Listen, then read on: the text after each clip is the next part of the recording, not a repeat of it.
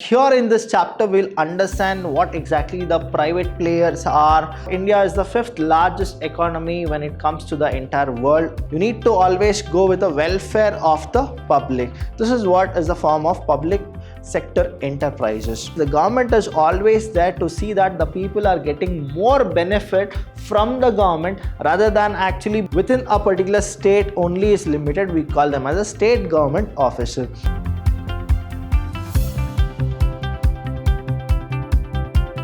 Hello everybody, a warm welcome to one and all. I'm Abhilash Chandra from the Department of Business Studies in Vidyashram PU College, the Temple of Excellence.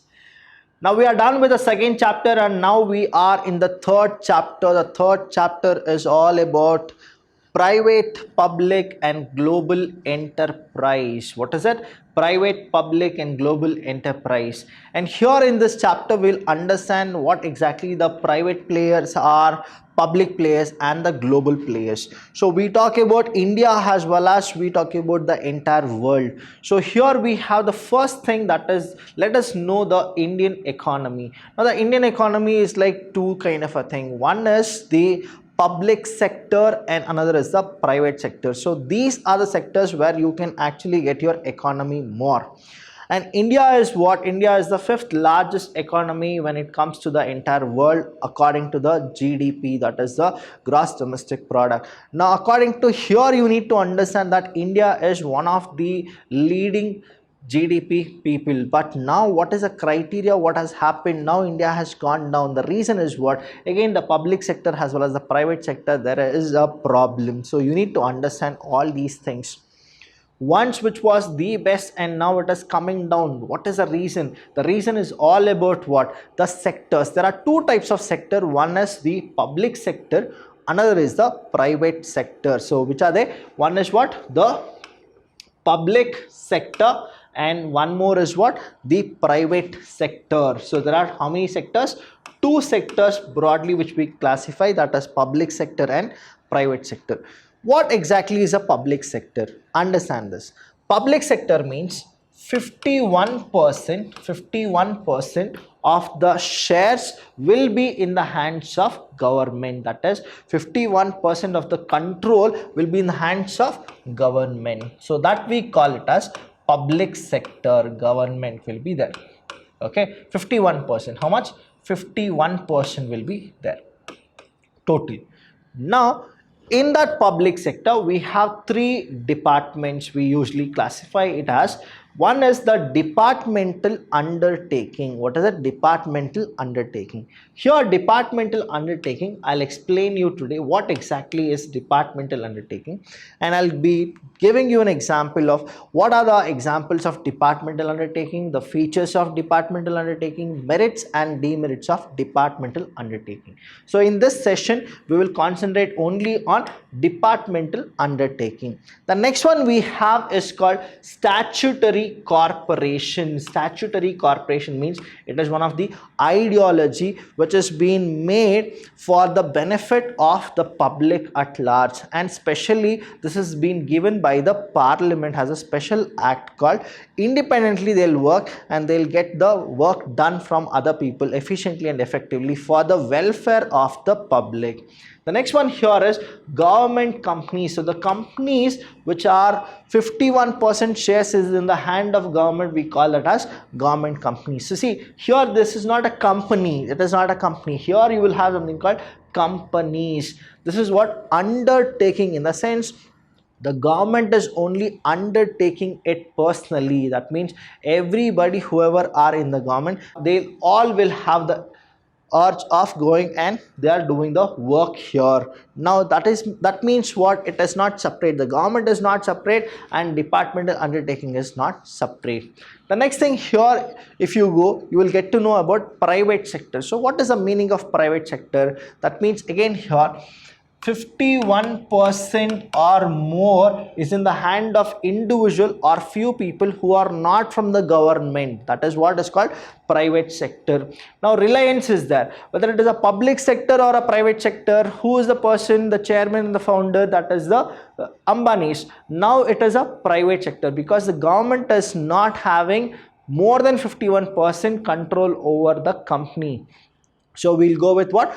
It's a private sector, but what it is, it is a public limited company. Now you need to understand all these things. Whatever you learned in the first chapter as well as in the second chapter, you are supposed to now influence your ideology and knowledge and get the reality about it. What exactly are these?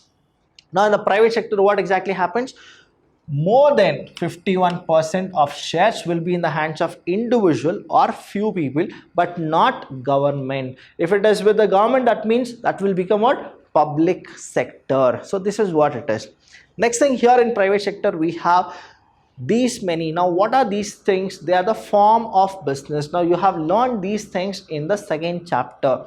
Now form of business organization, right, where you understood what exactly is a sole proprietor. See, now sole proprietor is not a government employee or a person who is nominated by the government. That's why what? Sole proprietor will come under private sector. That is 100% he is the owner, right? It is not the government. That's why it is in the private sector. The second one here you have is partnership. Partnership, here what happens is more than two people. What is the criteria? More than two people who are starting a business and they are running the business successfully, or whether they have profit or loss, all the things will be shared by those two people. So again, here what is that? Government is not there. Government is not there. So it is private sector. The next one here is joint Hindu family. Joint Hindu family means what? It is also called as, joint Hindu family is also called as HUF. What is this HUF means? HUF means Hindu undivided family. What is HUF? Hindu undivided family. Here in Hindu undivided family, what happens is there will be a person called Karta, and the people who are the member of the family, we call them as co-parceners. What is it? Co-parceners. So even that is what, again, government interference is not there. The government interference is there for a certain thing. That is, if they go for any of the scams, then definitely government will come.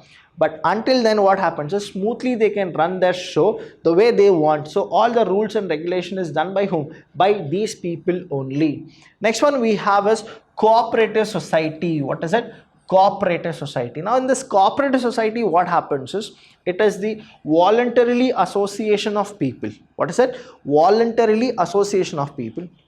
Now people are there and they'll come and they'll actually get the work done, as well as they, whatever the need is there, they'll get the things done properly. So the objective of cooperative society is what? That is pool of money. Whatever the money they have, they'll actually pull in, and whoever is in need, that person will actually take the amount and he'll start his own kind of a business. That is what is called cooperative society. Here also, though it is registered, what is it? Though it is registered, it is all independently done within the location, within the locality. And who is the person who will run the thing? The person who got elected by the cooperative members, he will lead the show, and whatever the decision is that, it will be under his leadership. The last one here we have is multinational corporation. We call that as MNC. What is that? We call it as MNC, multinational corporation.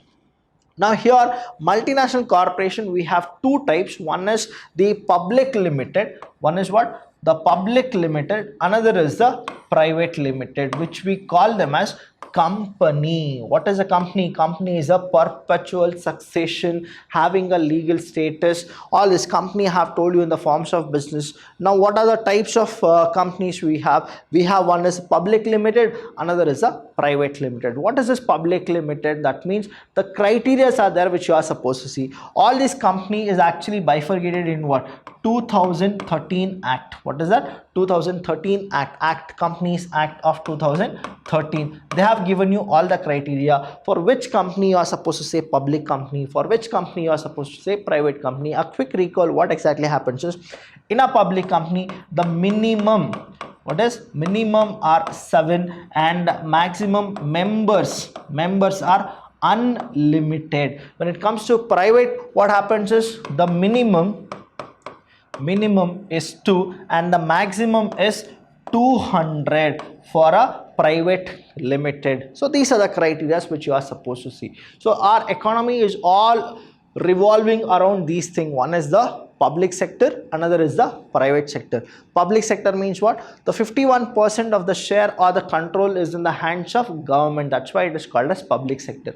And usually what happens is, these are the people who always want to benefit the public at large. That's why it is called public sector. Here private sector, what happens is, these are the people who want to benefit themselves and their associations. So that's why we call them as private sectors. So these are what the Indian economy will revolve with. So the next one we have is, we have forms of organization, that is forms of organization which is in the public sectors, that is public enterprises. So what is that we have? We have three departments. One is what?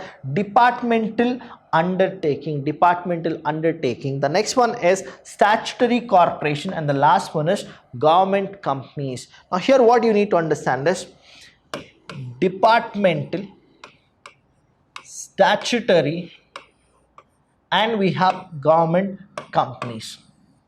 Why is that there is a need of three of the public sector? I'll tell you.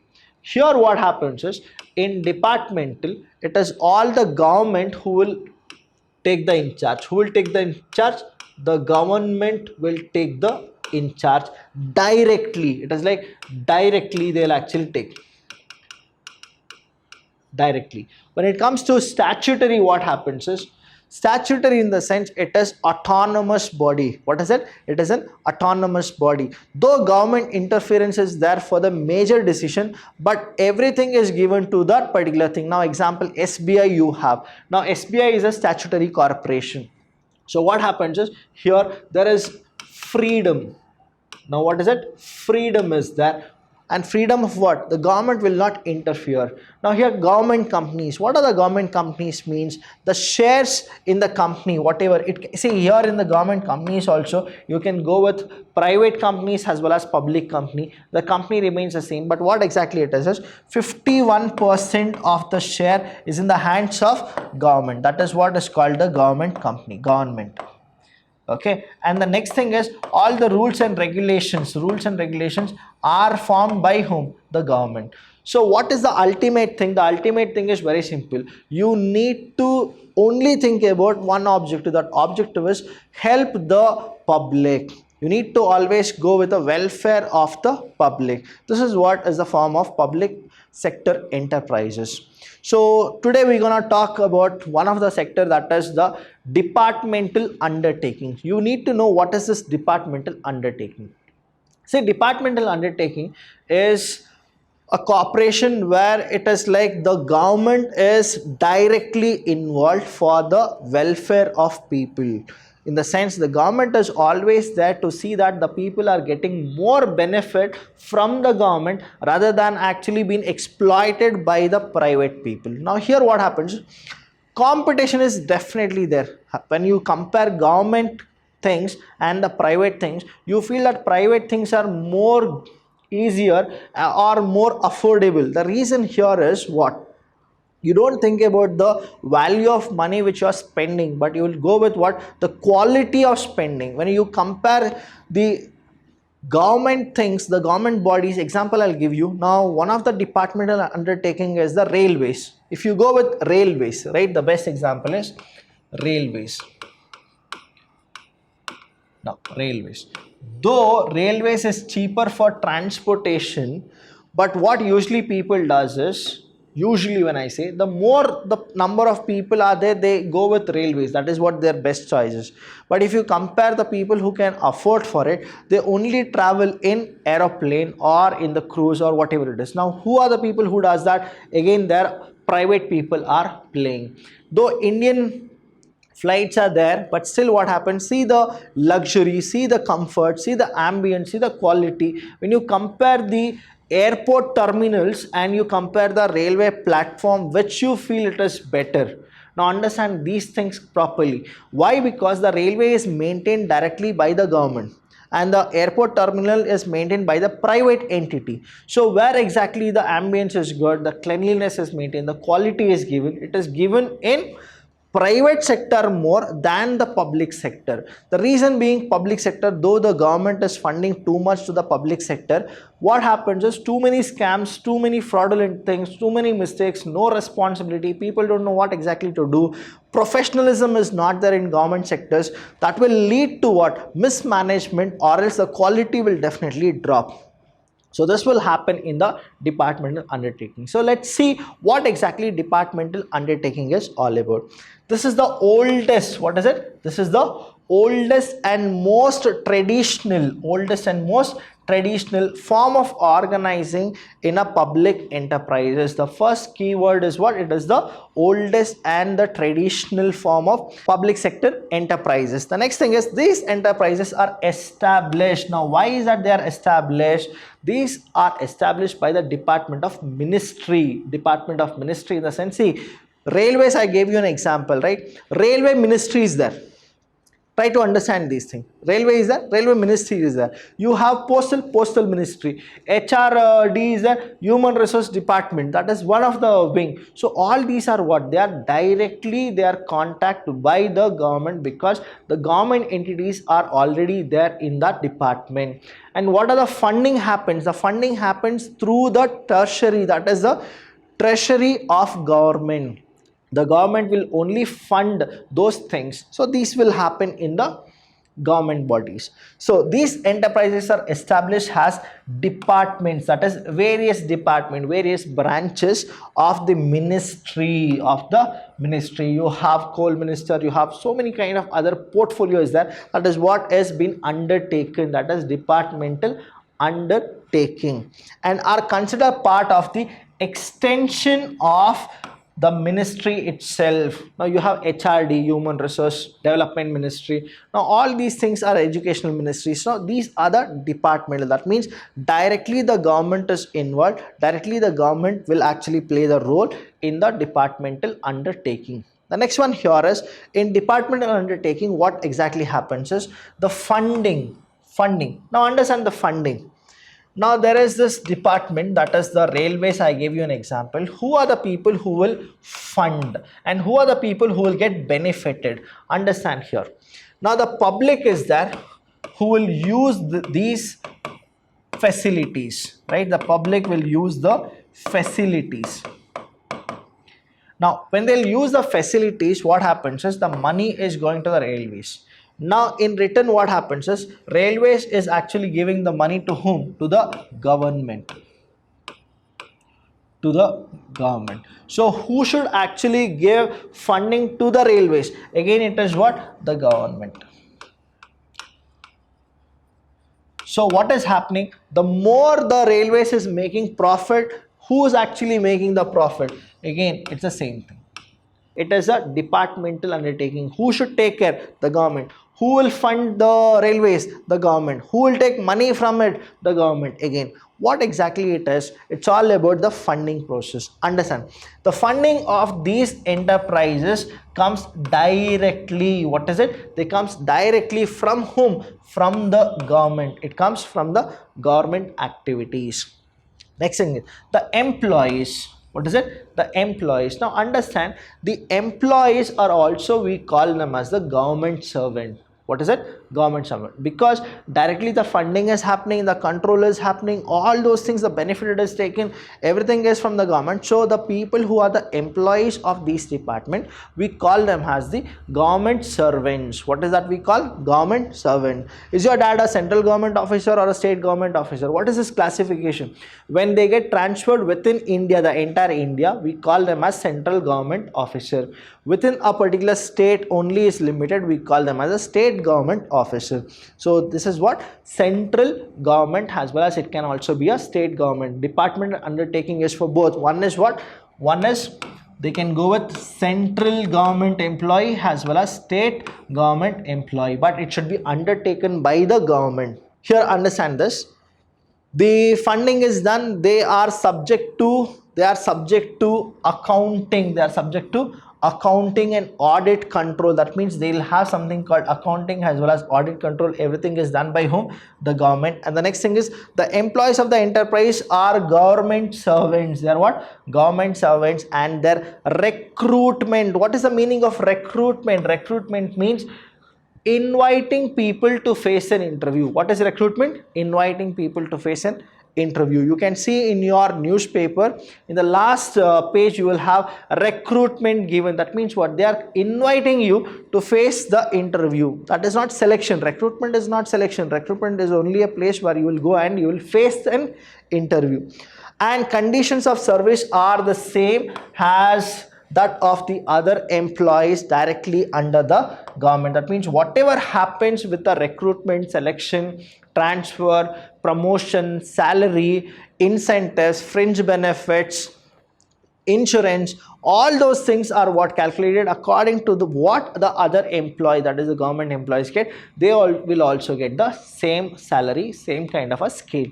Now why is that people always go with government employment? The reason is you'll have more of security of your job. That is, job satisfaction is there or not, we don't know, but job security is always there in government things. The reason is the government is only undertaking the department, right? So the funding will definitely happen. That is what it is. Now example, I gave you one of the example is railways. You also have something called All India Radio, right? All India Radio, AIR is what they call. Even that is also what? It is a departmental undertaking. You have DDK, Doordarshan Kendra. Now Doordarshan Kendra is also what? It is a departmental undertaking. Who are the people who are there? There we call them as central government, and whatever the benefits they get huge benefit, all incentives very good. If they work or they don't work, still they actually get the money. That is what the reality is. Okay, so jokes apart, here coming to the next one, we have the other features of departmental undertaking. That is, it is generally considered to be major subdivision. What is it? It is generally considered as major subdivision. Why it is called subdivision? See, it is a government body itself.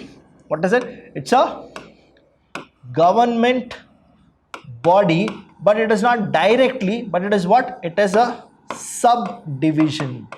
It is what? It's a subdivision. It is generally considered to be a major subdivision of the government itself.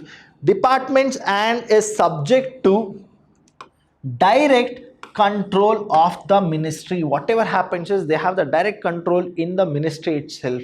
Now example, I told you Doordarshan is there, AIR is there, then you have railways. Now whatever happens is the Prasar Bharati will actually contact the AIR as well as Doordarshan. That is a directly only they'll go, because it is all subject to what? The direct ministry only. So the ministry, that is the,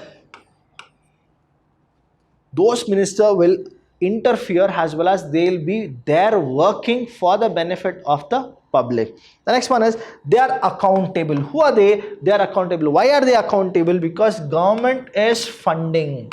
Who is doing that? Funding is done by government. So the way auditing will happen, even they'll have what? A proper procedure and the rules and regulation. See, everywhere government interference is there.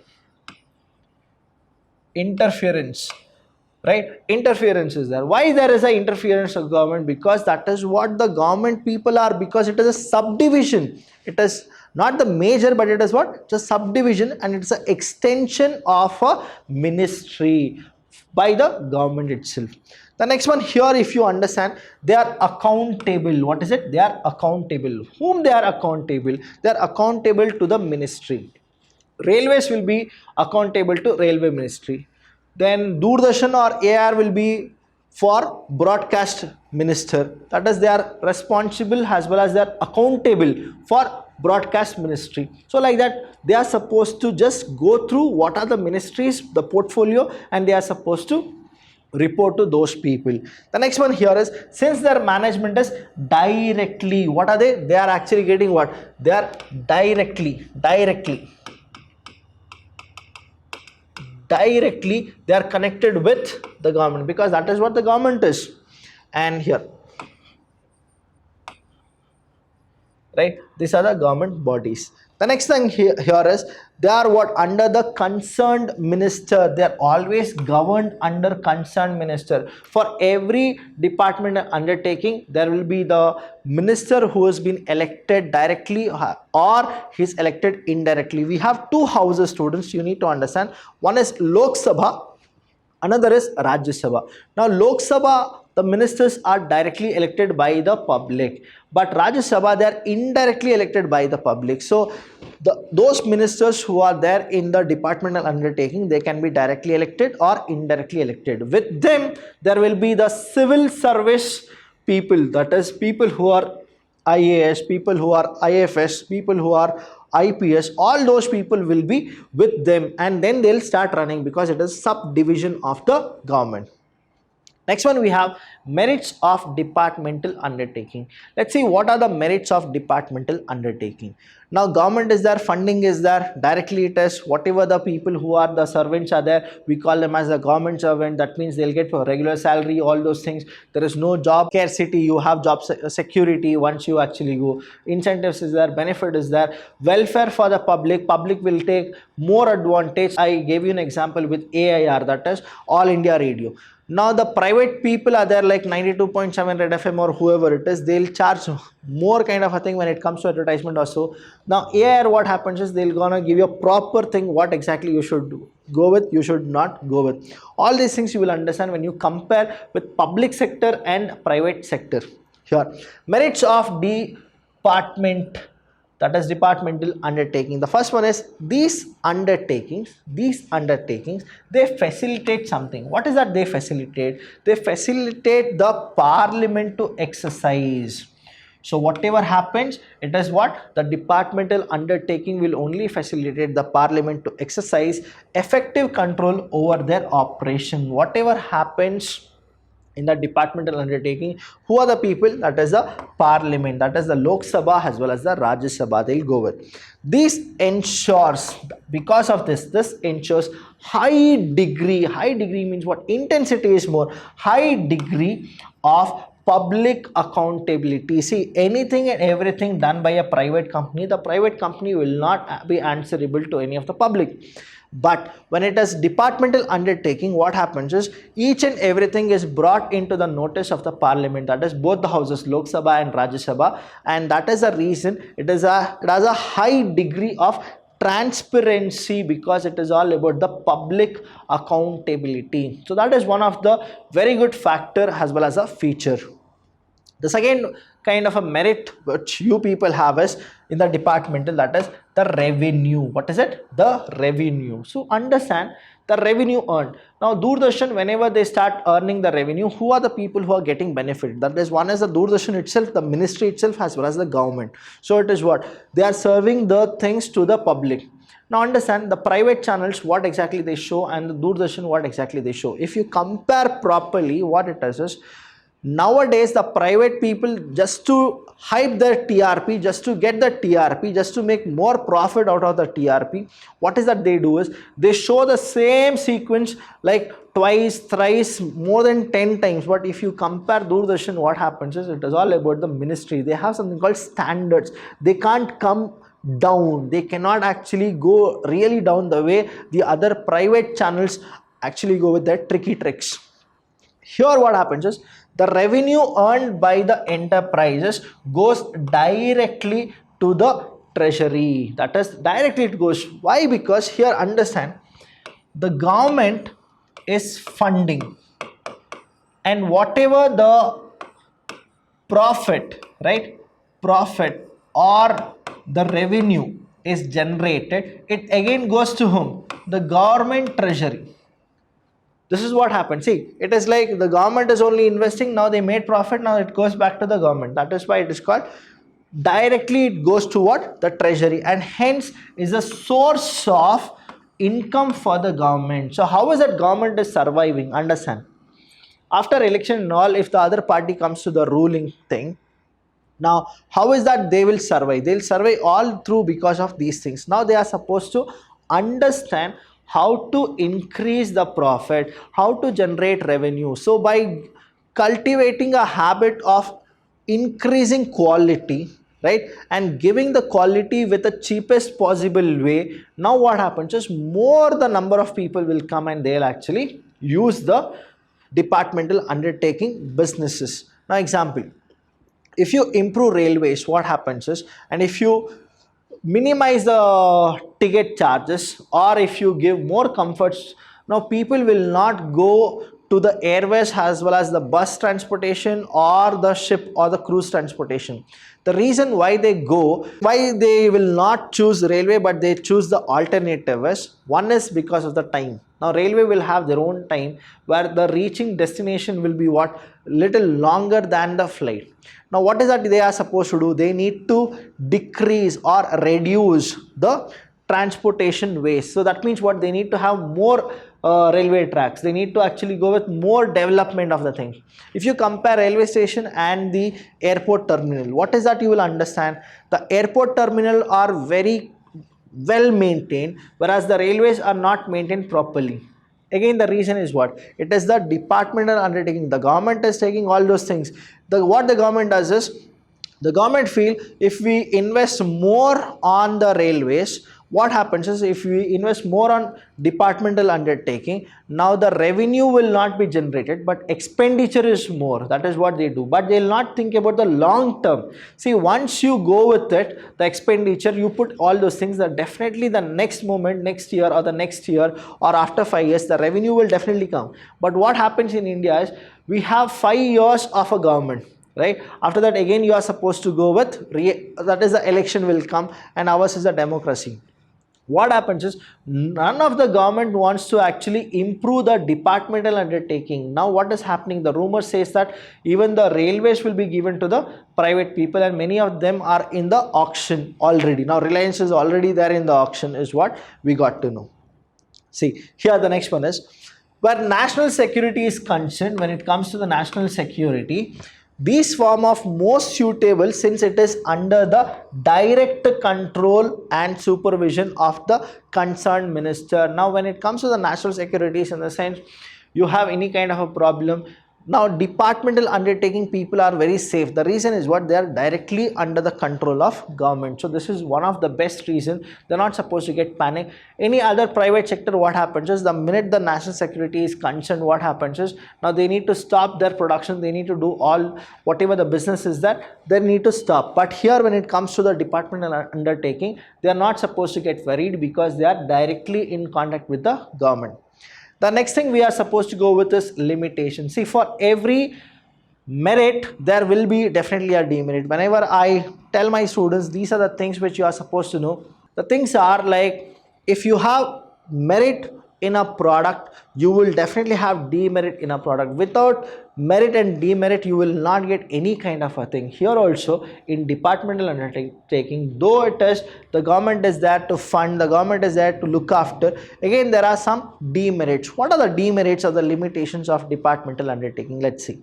The first thing is, departmental undertaking fails to provide flexibility. Yes, they fail to provide flexibility. The reason is, the government is there, they cannot change according to the situation. The government is very rigid. The thing is, once the budget is done, once the rules and regulation is done, once the resource allocation is done, once the maintaining charge, everything is done, they cannot change because it is not flexible, it is rigid.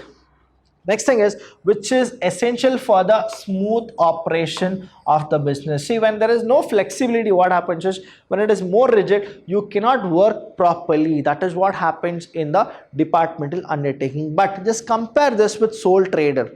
Now sole trader, though it is not rigid but it is very flexible, what it is, now he can start or he cannot start, whatever he feels he'll go with it. But what is it, peace of mind will be there.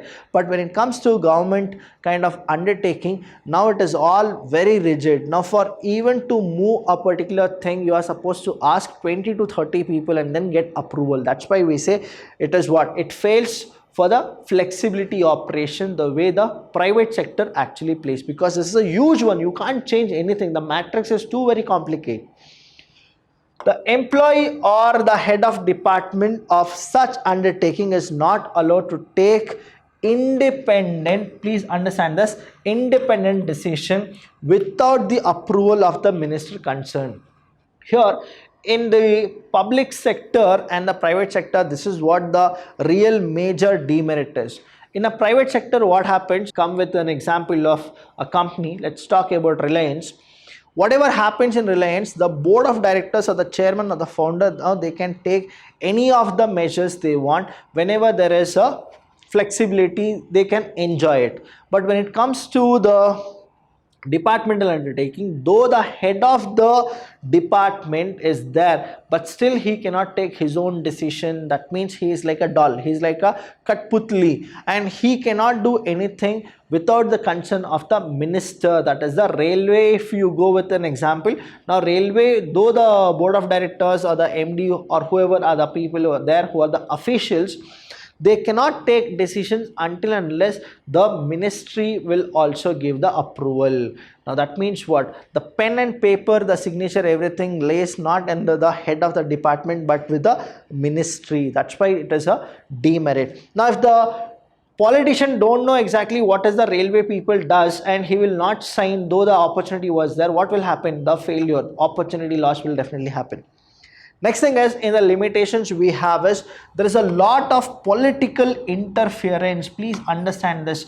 Political interference too much. The reason is, it is a subdivision of the government. That's why the too much interference will be there. Now this is what the problem happens whenever the election happens. Say after every 5 years there is a political party which actually changes. Now whatever the 5 years other people have done, the next 5 years the other people, whoever will come to the ruling party, will change it. So again what will happen? You will not go with any of the qualitative thing, you will only go with quantitative thing. There are so many scams in the railway as well, so many scams in the Doordarshan, All India Radio or any other departmental undertaking, because there is a direct interference of the political party. See, whenever you go with any of the politics or the public where money is involved, what happens is there is a problem. Next one, these organizations are usually insensitive to consumer needs. See, why is that they are insensitive to consumer needs? Because they are not professional. They don't know what the real pulse of the consumer. So here what happens, whatever they can afford, they'll just give it, but they'll not go with anything. Example, I gave you an example called railways, right? Understand the quality of railways. Understand, if you have spent your journey in train for 3 days or 4 days, you will understand how pathetic it is. The reason is what? They don't know the intensity of consumer needs and do not provide adequate services to them. So that is what happens. See, if you go with flight, what happens is, for every flight of yours there will be at least air hostess. Now for every kind of a thing, you will have 1 or 2 person who will be there for your assistant called giving services to you. Now sir, services is there, but still it is expensive. Now it is also expensive, right? In the private, expensive. But now I'll tell you what happens. Though you're giving for a lesser rate, it is not like you're giving for free. Now the railway is not for free, you're giving a lesser price, but what happens is, services is too very bad. Many of them will not actually go, right? That is what happens. That's why what the government thought is, we are supposed to make something which is like more qualitative. That's why these metro were introduced, the metro trains were introduced. Now if you compare metro trains to the railways, now you will understand that there is a quality which is maintained. The reason is what? It is to the departmental undertaking where professional people started to come and they started with this process. So these are the limitations of departmental undertaking. Now here what is that you need to know is, any doubt you have with departmental undertaking, you can message us, you can call us. We are always there to help you. Till then students, I'll see you when I see you.